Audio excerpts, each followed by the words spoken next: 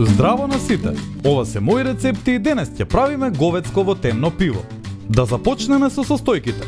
Ќе ви треба 660 мл темно пиво, 1 кг говецко месо, 2 големи моркова, 250 грама сланина, 2 главици бел кромит, 6 чешниња лук, 4 ловорови листа, 2 лажици доматно пире, 1 коцка за телешка супа, макдонос за гарнирање по избор, сол и бивер и маслиново масло.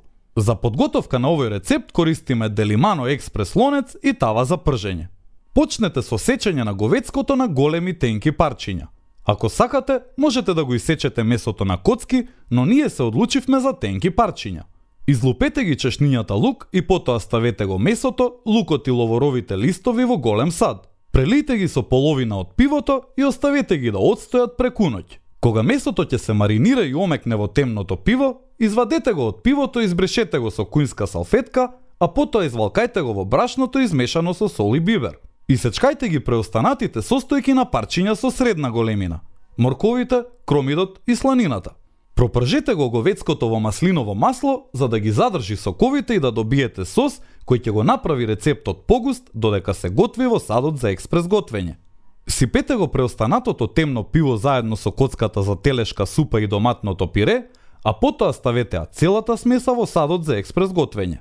Ставете ги и другите состојки, убаво промешајте и ставете го капакот. Регулаторот наместете го на 2.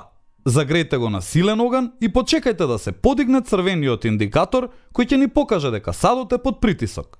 Намалете го огнот на единица или на двојка и оставете го јадењето да се готви час до час и половина во зависност од кревкоста на месото. Ослободете го притисокот од садот и извадете го капакот за да го сервирате јадењето.